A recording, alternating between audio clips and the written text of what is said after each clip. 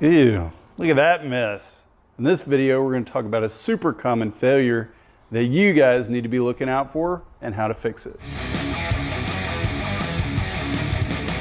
Hey everybody, it's Bo with X's Jeeps, and we custom build badass Jeeps. Well, as you guessed, we're working on the front end of a Jeep JK today. This Dana 30 is leaking out of the passenger side axle seal. Shitter was full! It's a super common failure amongst all the different Wrangler and I guess Gladiator platforms now. Of course, we haven't seen too many JLs and JTs with it yet, but lots of TJs and JKs with the same problem. It's the inner axle seal, located right here inside the diff housing, and over time, with a little bit of wear, they start to leak.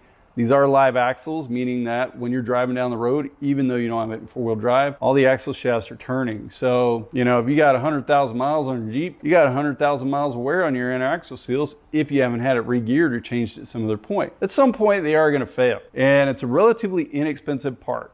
A set of these from somebody like Synergy Manufacturing costs about 15 bucks.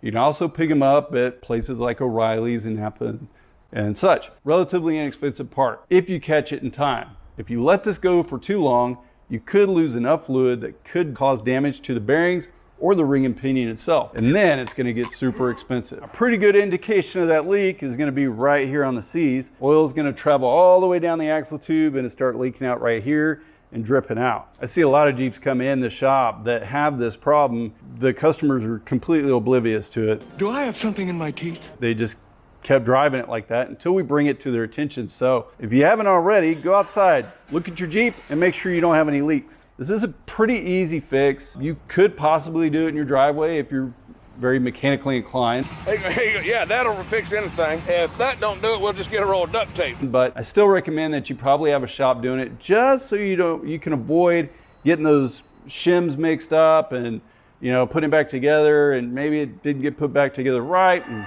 cause more damage.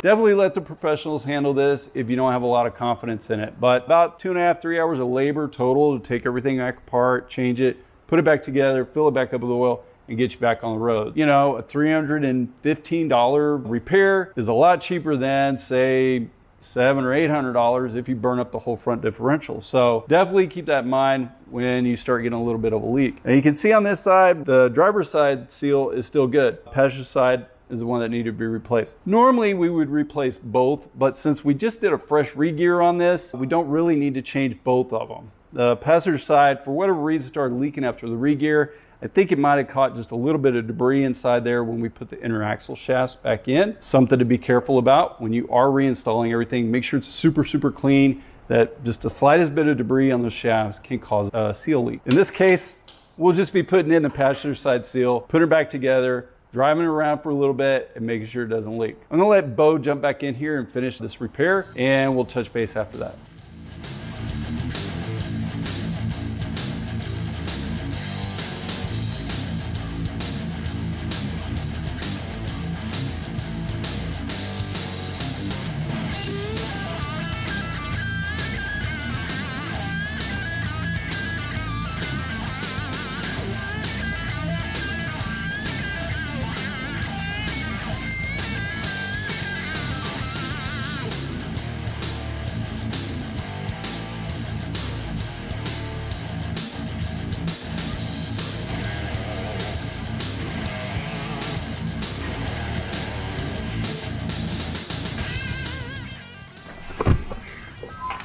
Brutus, where are you?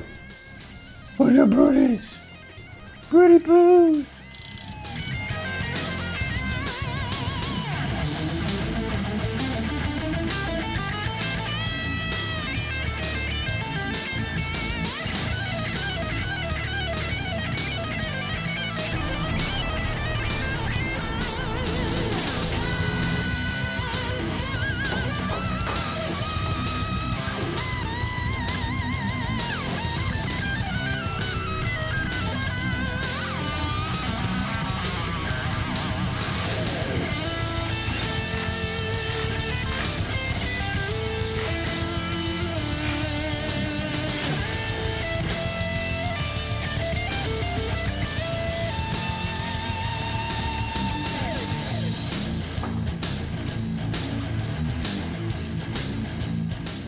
All right, it looks like Bo's all done.